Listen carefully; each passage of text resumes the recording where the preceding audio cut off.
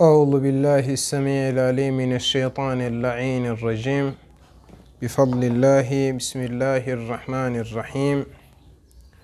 قال الله تعالى وهو أصدق القائلين: من المؤمنين رجال صدقوا ما عاهدوا الله عليه فمنهم من قضى نحبه ومنهم من ينتظر وما بدلوا تبديلا. صدق الله العظيم. والعاقبة للمتقين ولا عدوان إلا على الظالمين. وسيعلم الذين ظلموا آل محمد أي منقلب ينقلبون. قال الله تعالى: قل لا أسألكم عليه أجرا إلا المودة في القربى. إخواني في الله, kabla ya kuanza darsa yetu ya leo ambayo kwamba ni muendelezo wa kitabu cha As-Salafiyyatul Wahhabiyya Afkaruha al-Asasiyya wa Judhuruha al-Tarikhiyya cha Maulana al-Imam Hassan bin Ali As-Saqaf hafidhahu Allah ta'ala wa ra'ah. Katika usiku wa leo tumepata habari ama taarifa ya kuondokewa na mmoja katika watu wa Allah subhanahu wa ta'ala, mmoja katika wapambanaji ambao kwamba walio uthibitishia ulimwengu ya kwamba kusema no ama kusema hapana mbele ya mashaitani ulimwengu inawezekana. Mtu ambaye kwamba ametufundisha somo la subra kwa vitendo vyake na hali yake na misimamo yake na mawakifi yake.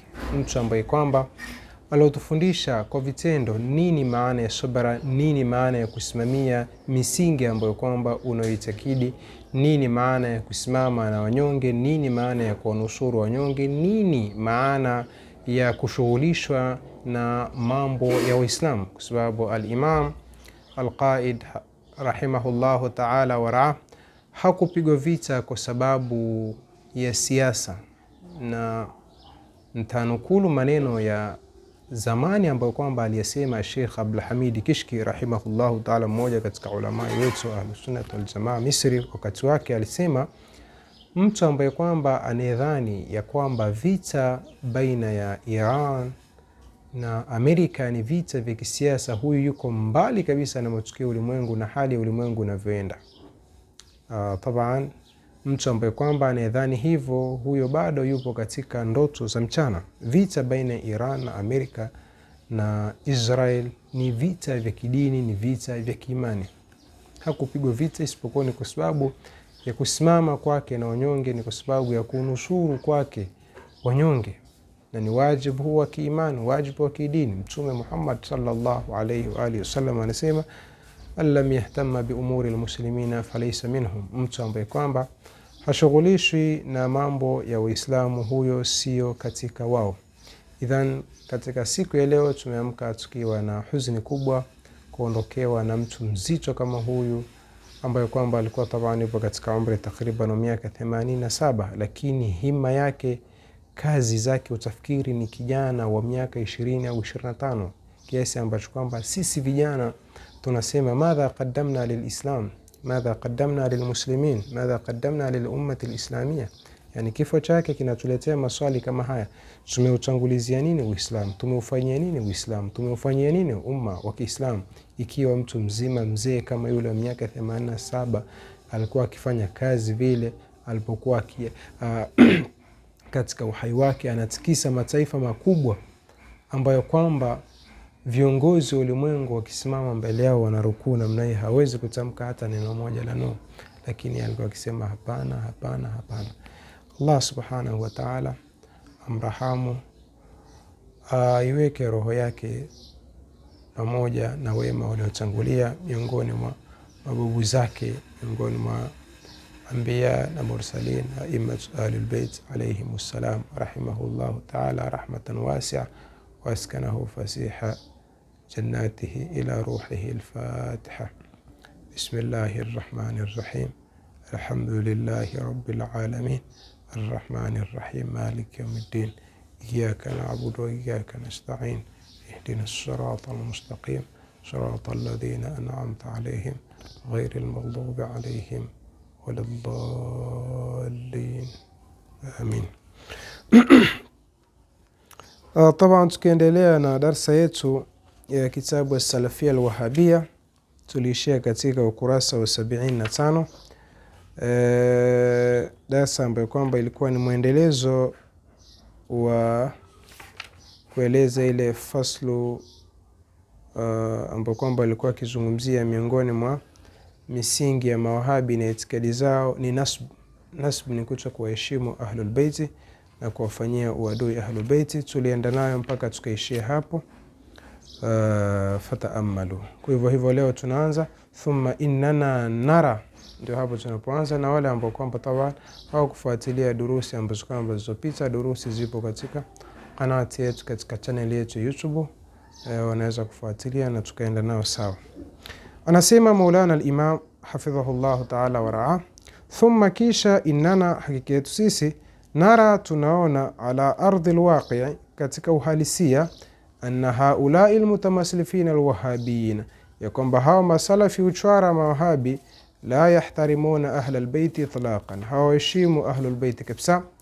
Bal idha wajadu aliman, bali wakimpata mwanachuoni, min ahli albayti, katika ahli albayti, fa innahum, hakika wao, yataanuna fi nasabihi, wanamtuhumu katika nasaba yake, wanamshambulia katika nasaba yake, muhawilina, wakiwa wanajaribu, izahata hadha sharafi anhu, kuondoa huu tukufu kwake. Yani wakimwona mmoja katika wanazuoni wa ahlul baiti, wanaanza kuituhumu nasaba yake, kuikosoa nasaba yake, huyu kadha, huyu sio katika ahlul baiti, huyu kadha, ili kumuondoshea hii sharaf. Thumma fi raddihim alayhi, kisha wanapomradi huyo mwanachuoni akiwa ni katika ahlul baiti, narahum, tunaona, la yahtarimunahu, hawamheshimu albatta kabisa, wa inma yahtarimuna, na hakika linginelo wanawaheshimu, ahla nihlatihim, watu wa dhehebu lao au wa kundi lao, athnaa raddihim ala ahadin minhum, wakati wanapomradi mmoja miongoni mwao, idha akhta, pinda akikosea, fi masala, katika masala.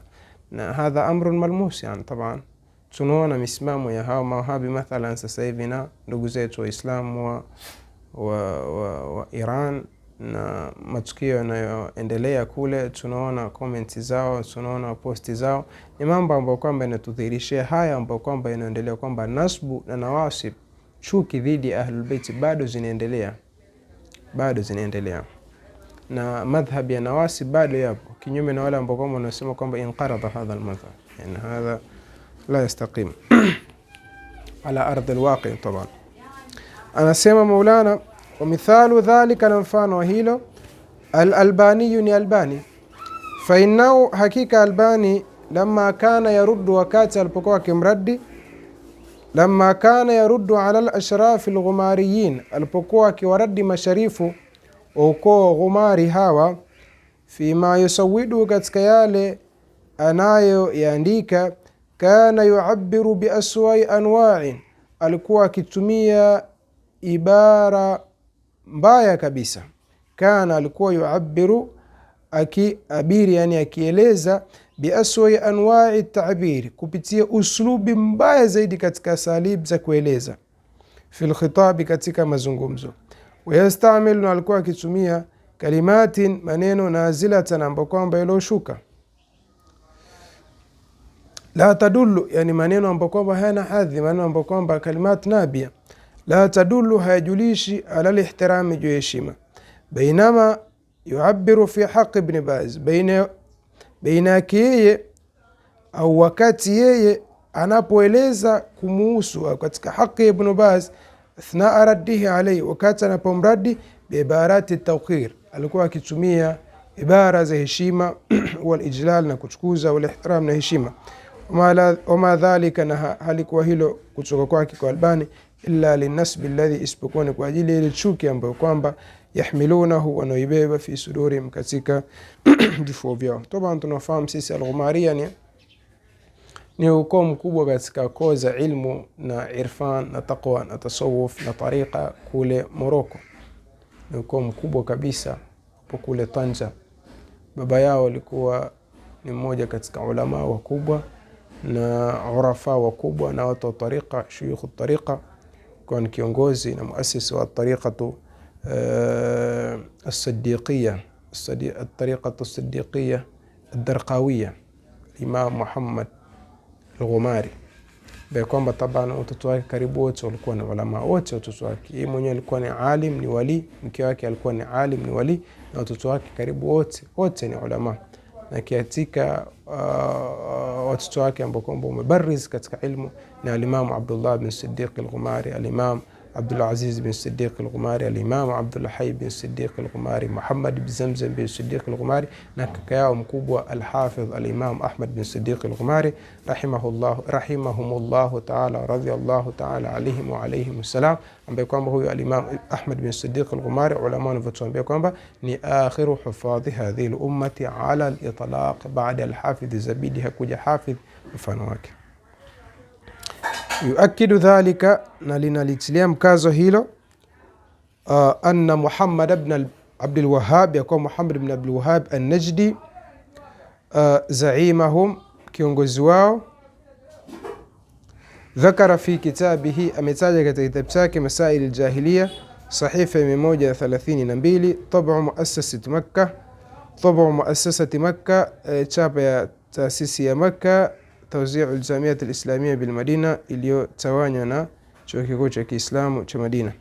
Dhakara, ametaja anna min masail aljahiliya, ametaja Muhammad ibn Abdul Wahhab katika kitabu chake hicho kwamba katika masail, katika mambo ya kijahilia, aliftikharu, kujifakhirisha, bikaunihim, kwa kwao, min dhurriyyati al-anbiya, ni katika vizazi vya manabii, yani ahlul bait, kujifakhirisha kwamba ni katika vizazi vya manabii, asema ni katika mambo ya kijahilia. Subhanallah. Aliftikharu, kujifakhirisha, bikaunihim, kwa kwao, min dhurriyyati al-anbiya, ni katika vizazi vya manabii alayhimus salam. Faradda Allahu alayhim biqawlihi, Mwenyezi Mungu akawaradi kwa kusema kwake, tilka ummatun qad khalat, hao ni watu au huo ni umma ambao kwamba ushapita, laha ma kasabat, una yale ambao kwamba umeyachuma, wala kuma kasabtum, na una yale ambao kwamba namna nyinyi yale ambao kwamba mliochuma, wala tusaluna, wala hamtaulizwa, amma kanu yaamalun, kutukamana na yale ambao kwamba walikuwa wakifanya. Thumma dhakara baada dhalika, kisha kataja baada ya aya hiyo, anna min jumlati dhalika, ya kwamba katika jumla hayo ambao kwamba wajifakhiri nayo, qawlu baadhi an-nas, ni qawli ya baadhi ya watu, ana alawi, mimi ni katika ukoo alawi, au hasani, ni katika ukoo Imam al-Hasan, au Husaini katika ukoo Imam Hussein. Taban huu ni kuonyesha namna gani kwamba Muhammad ibn Abdul Wahhab alikuwa ni jahil ghabi, halikuwa hajui usul al-fiqh. Taban hakusoma usul al-fiqh kwa sababu hii aya na haya aliyosema ni baina al-mashriq wal maghrib.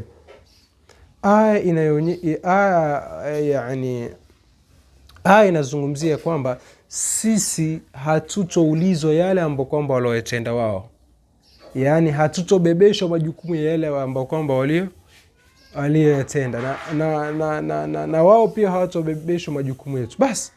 Lakini hayusiani masala iftikharu bin nasab na mfano wake, sababu yani كيف الافتخار بالنسب الشريف الطاهر ni katika almasail jahiliya, kwa sababu huyo anajifakhiri kwa sababu baba yake alikuwa ni mtume au babu zake walikuwa ni watume, maana yake anajifakhiri kwa imani yao. Wa amma bi ni'mati rabbika fahaddith, hiyo ni katika neema ya Allah subhanahu wa ta'ala. Mwenyezi Mungu anasema am yahsuduna an-nasa ala ma atahum min fadli, si ndio wanahusudu watu, kisha akaeleza mimi tumewapa utume, tumewapa kadha. Maana yake hii ni fadhila ya Allah subhanahu wa ta'ala, na aliftikharu bihi ni katika i'lan ni'mati Allah subhanahu wa ta'ala. Vipi hiyo ni katika masail jahiliya ya Muhammad ibn Abdul Wahhab al-Zahil al-Ghabi al-Tafi? Aqul, nasema al-Imam anasema hadha tasrihun minhu, yani aqul, nasema maana yake al-Imam Hasan bin Ali Saqaf, hadha tasrihun minhu, huku ni kuweka wazi kutoka kwake, hii ni bayana kutoka kwake, bighamti fadli ahli albayt, kwa kupinga haki ya ahli albayt, wa muhawalatun, na huku ni kujaribu, lizar'i alaqida, ni kujaribu au ni jaribio la kuotesha itikadi an-nas, yenye kueleza ala adami qimati an yakuna al-insanu min ahli albayt, juu ya kutokuwa na thamani yoyote mtu kuwa ni katika ahlul bait, wa min tilka dhurriyyati tahira, mtu kuwa katika kizazi hicho kilicho tahara, haithu isti'malu al-aya, kwa kutumia aya, fi ghairi mawdhiha, katika sehemu isiyokuwa yake, au haithu istamala al-aya fi ghairi mawdhiha, kwa namna ambayo kwamba Muhammad ibn Abdul Wahhab ametumia aya tilka ummatun katika sehemu ambayo kwamba si yake. Watadhahara, na akajidhihirisha, bilistidlal bilquran, akajifanyisha kwamba atolea dalili kupitia Qur'an, litamsi qawlihi ta'ala, kwa ajili ya kufuta kauli Allah subhanahu wa ta'ala fi ahli albayt, kuhusu ahli albayt. Qul, sema, la as'alukum alayhi ajran, siombi katika haya ndio waletea katika kazi iliyofanyia dawa ujira wote, illa almawaddata fil qurba, isipokuwa mapenzi katika watu wangu wa karibu. Qul, sema, la as'alukum alayhi, siombi juu yake, ajran, ujira, illa almawaddata fil qurba, isipokuwa kuwapenda ahlul bait. Allah, yani vipi hii ni sharaf kubwa. Hii ni sharaf kubwa ya kwamba sisi, yani kana kwamba malipo yetu kwa Mtume Muhammad sallallahu alaihi wasallam hatuwezi kumlipa, wala hataki ujira. Yeye anataka tuwapende tu watu wake wa karibu. Vipi hawa watu isiyo ni fakhari na isiyo ni sharaf kujinasibisha na kupata sharaf kama hii, kupendwa na Waislamu wote ulimwenguni? Kitu cha kawaida hicho. Kwa hivyo anatumia aya kupiga aya zingine, yani aivunja Qur'an kwa Qur'an. Hadha abathun bi kitabillah wa dhalalun wa idlal, talbisun lilhaq. Qawlihi ta'ala, na qawli yake Mwenyezi Mungu mtukufu, innama yuridu Allah, hakika si linginelo. Innama ametumia adatul hasr, hakika si linginelo. Yuataka Allah liyudhhiba ankum ar-rijsa, aondosheni nyinyi uchafu, ahla albayti, watu nyumba ya Mtume sallallahu alayhi wasallam, wa yutahhirakum, na watahirishe ninyi, tathira, watahirisha. Allah, hii sharaf, kuondoshewa wazazi wenu uchafu na wametahirisha wazazi wenu, sharaf. Watanasa almiskinu, na amejisaulizisha huyu maskini ya Mungu Muhammad ibn Abdul Wahhab, qawla Allah ta'ala, amejisaulizisha qawli Allah fi dhurriya, katika dhuria, wa intifaiha, na kunufaika kwake, bisalahi abaiha, na wema wa wazazi wake. Mwenyezi Mungu anasema dhurriyatan, dhuria, yani vizazi, baadhuha, baadhi yake, min baadhi, inatokana baadhi yake, yani dhuria, vizazi ambao kwamba wao ni kwa wao, yani wao watokana na wao. Hapo ni baada ya kueleza Allah, hii aya hii imekuja baada ya kauli Allah subhanahu wa ta'ala, inna Allah astafa Adama wa Nuhan wa ala Ibrahima wa ala Imran ala alalamin, hakika Allah amemchagua Adam, amemchagua Nuh, amemchagua Ibrahim, amewachagua watu wa Imran juu ya walimwengu wote. Kisha akasema dhurriyatan ba'dhuha min ba'd, hao ni vizazi ambao kwamba wao ni kwao. Yani hii ni ishara ya kwamba hawa watu vizazi vyao vyafanana na wao, aghalabu yao katika taqwa na usafi. Qala ta'ala, Mwenyezi Mungu anasema, walladhina amanu, na wale walioamini, wattaba'atuhum dhurriyyatuhum, na wakawafuata wao dhuria zao, yani vizazi vyao vikawafuata, biimanin, kwa imani, alhaqna bihim dhurriyyatahum, tutawakutanisha wao na vizazi vyao, wama alatnahum, na hatuwapunja wao, min amalihim, kutukamana na matendo yao, mishani kitu chote.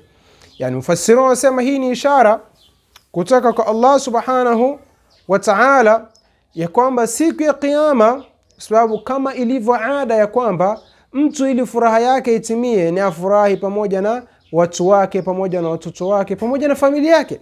Kwa hivyo mufassirun wasema hii ni ishara kutoka kwa Allah subhanahu wa ta'ala ya kwamba siku ya Kiyama hawa anbiya, manabii na watu wakubwa hawa, vizazi vyao hata kama matendo yao hayatofikia kuwa katika daraja zao, basi Allah subhanahu wa ta'ala atawainua, atawakutanisha nao katika janna, watakuwa pamoja ili furaha yao itimie. Wama alatnahum min amalihim min shay, na kule kuwakutanisha nao na vizazi vyao, yani ile kuwainua vizazi vyao daraja, kuweka pamoja nao, hakuto kuwafanya kwamba wao wapungukiwe na chochote katika malipo yao. La, malipo yao yatakuwa yako pale pale. Sasa hapo itakuwa wamenufaika na wazazi wao, hawajanufaika, wamenufaika nao. Waqala ta'ala, amesema Mwenyezi Mungu, wahabna lahu, na tukampa zawadi yeye Ishaqa, tukampa Ishaqa, wa Yaquba, tukampa Yaquba, waja'alna, na tukajalia fi dhurriyyati, katika kizazi chake an-nubuwata, utume, walkitaba, na kitabu, wa atainahu ajrahu fi dunya, na tukampa ujira wake katika dunia, wa innahu, na hakika yake fil akhirati, huko akhira, lamina salihin, katika waja wema. Yani waja'alna fi dhurriyyati nubuwa, hii ni fadhila kutoka kwa Allah subhanahu wa ta'ala. Waqala sayyiduna Ibrahim alayhi salam, na mseme sayyidina Ibrahim alayhi salam, Rabbi ij'alni, ewe Mola nijalie, Mola wangu mlezi nijalie mimi, muqima as-sala, ni mwenye kusimamisha swala, wa min dhurriyyati, na katika kizazi changu, na katika dhurriya yangu, katika dhurriya zangu pia wajalie wanasimamisha swala. Rabbana, ya Mola wetu mlezi, wataqabbal dua, kubali dua.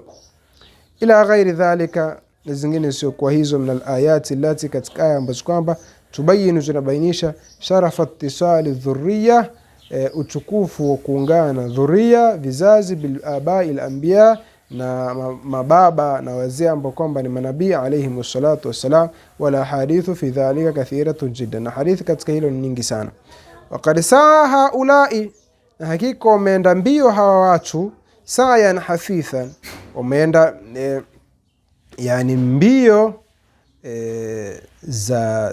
za kasi za kuendelea, litabii alqismi alakhiri, kuchapa qismu cha mwisho, kigawanyo cha mwisho au kifungu cha mwisho, min kitabi alawasim min alqawasim, katika kitabu alawasim min alqawasim lilhafidh ibn al-Arabi al-Maliki, cha al-Hafidh ibn al-Arabi al-Maliki, alladhi, nusu ya mwisho ambayo kwamba fihi, mna ndani yake, anna sayyidana al-Husayn ibn Ali, kwamba sayyidina al-Husayn ibn Ali ash-shahid, ambaye kwamba ni shahid, sibta rasulillah sallallahu alayhi wasallam, mjukuu wa mtume sallallahu alayhi wasallam, qutila bi sayfi jaddihi, aliwawa kwa upanga wa babu yake. Ni maneno ya kikafiri kabisa. Akimaanisha nini? Aya anakusudia kwa maneno hayo, anna sayyidana al-Husayn, ya kwamba anaitwa Husayn alayhi salam, juu yake shuka yaman, sayyida shababi ahli janna, bwana wa vijana wa watu wa peponi, kama jaa fi alhadith almutawatir, kama ilivyokuja katika hadithi ambayo kama ni mutawatir, kana, alikuwa la yastahiqu alkhilafa, alikuwa hastahiqi ukhalifa, alikuwa hastahiqi uongozi, hinama athara ala Yazida, wakati alipo fanya thaura, alipofanya mapinduzi dhidi Yazid bin Muawiya alfasiq, ambaye kama ni fasiq, wa anna qatlahu, na hakika kumuua kwake, yani Yazidi kumuua Sayyidina al-Husayn, kana tahqiqan lil amri shar'i, ilikuwa ni kuthibitisha amri ya kisheria, au ilikuwa ni kutekeleza amri ya kisheria, biqatl al-kharij, ambapo kwamba inaamrisha kumuua yule aliyotoka ala al-khalifa, juu ya khalifa, yani aliyomfanyia mapinduzi khalifa. Watanasa, na wakajisaulizisha, anna Muawiya, kwamba Muawiya kharaja ala Sayyidina Ali radhiyallahu anhu, alitoka juu ya Sayyidina Ali, yani alimfanyia mapinduzi Sayyidina Ali, alifanya thaura dhidi ya Sayyidina Ali, wa aba, na akakataa, an yubai'a, kumvota al-Imam Ali, kumbai Sayyidina Ali, wa farraqa kalimata, na akafarakanisha jambo wa amra, neno wa amra al-muslimin, jambo la Uislamu. Yani subhanallah, yani wamtaka al-Imamu al-Husayn alayhi salam awe chini Yazid, na wazingatia al-Imamu al-Husayn kufanya thaura dhidi Yazid bin Muawiya la'ainullahi tatara alayhi la yawmiddin, wafanya kwamba huo ni khuruj ala al-khalifati shar'i, kwamba huyu ni katika makhawarij yastahiqi kuwao. Kwa hiyo kutila bi sayfi jaddi, kwamba babu yake ndo aliamrisha al-khariji, mwenye kutoka juu ya khalifa, mwenye kumfanyia mapinduzi khalifa uawe. Ma lakum kaifa tahkumun, hani maneno ambayo kwamba hawezi kuyasema mtu mwenye imani. Lakini kadhia inapokuja kwa Muawiya, unajua alifanya ijtihadi. Muawiya kumfanyia thaura, kumfanyia mapinduzi, kumpinga na kukataa kumbai khalifa wa kisheria alochaguliwa na Waislamu, ilikuwa ni ijtihadi. Lakini al-Imam Husayn bin Ali kufanya thaura dhidi ya fasiq Yazid mwana wa Muawiya, ambaye kwamba alikuwa akiua Waislamu, akiua masahaba, akivunja sheria za Allah subhanahu wa ta'ala, akilewa, akifanya hivi, hiyo sio ijtihadi, bali huko ni kuvunja amri ya sheria. Angalia vipimo hivyo, angalia al-kailu bi mikyalain, kupima kupitia vipimo viwili, huyu na kipimo chake, huyu na kipimo chake. Subhanallah. Na asif, yani subhanallah, huyu Al-Hafidh Ibn al-Arabi al-Maliki al-Maafiri, na hapa pia tutofautisha, kuna al-Imam al-Akbar Muhyiddin Ibn al-Arabi, huyu alikuwa ni muhibbu, katika ni alim irfani failasufi na katika vipenzi wa Ahlul Bait. Huyu sio al-Imam al-Akbar, huyu sio. Yani al-Imam al-Akbar na al-Hafidh Ibn al-Arabi al-Maliki al-Maafiri al-Maliki, huyu ni tofauti hawa. Huyu alikuwa ni muhibbu Ahlul Bait, huyu alikuwa nasibi katika nawasib. Na nilishangaa wallahi, unajua mara nyingi hawa nawasib wanakuwa ni mujassima. Yani huwezi kumkuta nasibi isipokuwa ni mujassima. Ajabu liko huyu, yani Al-Hafidh Ibn al-Arabi al-Maafiri alikuwa ni munazzi, ana aqida nzuri tu katika tauhidi, lakini katika Ahlul Bait itikadi yake ndio hii. Subhanallah. Na angalia hii mijitu ilivyokuwa mpotoshaji miwahabi. Al-Awasim al-Qasim mwanzo wake anaeleza mambo ya aqida, mambo ya tanzihi, anawachapa mujassima vizuri sana. Mwisho wake huko ndo akateleza, akaanza kuwashambulia Ahlul Bait. Sasa angalia mijitu ilivyokuwa miovu hii, na lengo lao kuonyesha kama ni kupotosha watu. Kile kigawanyo cha mwanzo huku cha aqida tanzihi ambacho kwamba kinawachapa mujassima, wakaacha, wakamega tu kipande hiki cha mwisho cha Al-Awasim al-Qasim, ndo wakakichapisha kana kwamba ndo kitabu chote cha Al-Awasim al-Qasim, idhlalan talbisan lilhaq walhaqiqa. Min simat alwahabiyya, katika alama za mawahabi, fi dhalika, katika hilo, annahum, ni kwamba katika hiyo nasbi, ni kwamba la yutliquna siyada ala sayyidina rasulullah sallallahu alayhi wasallam, hawalitumii neno la sayyidi, bwana, kwa mtume sallallahu alayhi wasallam. Yani hawamuiti sayyidina rasulullah, yani rasulullah hawamuiti sayyid. Wala ala ali baiti, wala hawalitumii neno hilo kwa Ahlul Bait al-tahar wa takatifu, illa fi maqami taqiyya, isipokuwa katika sehemu ya taqiyya. Yani taqiyya ni kudhihirisha kila ambacho kwamba hukiamini katika moyo wako. Ila ghairi dhalika, mengine isiyokuwa hayo, min umuri, kutokana na mambo yatulu dhikru, ambapo kwamba kuna refuka kuyataja, na tawasau fiha, tutapanua ndani yake insha Allah taala. Mwenyezi Mungu akipenda tutakuja kuyataja sehemu nyingine kwa upanuzi. Yani subhanallah, angalia hii mijitu ilivyokuwa mifasiq. Rasulullah sallallahu alaihi wasallam asema kuitwa sayyidi la haifai, lakini mabwana zao hawa watawala wao ambao kama ni mafasiki, wingi wao ni walevo, vutabangi, wanyama pombe, hao utasikia sumugul amir, maulaya kadha kadha, lakini sayyiduna Rasulullah la haifai kuitwa sayyid. Lakini hawa mafasiki ambao kama ni viongozi wao walevi au vutabangi, waloeneza umalaya na mabaa katika mji wa Bwana Mtume Muhammad sallallahu alaihi wasallam, katika miji mitakatifu, hao waitwa kubwana na kuwasimamia nini yafaa. Tilka idhan qismatun dhiza, kuonyesha kwamba hawa watu wana mashakili, wana matatizo ya kiitikadi na kiakhlaq.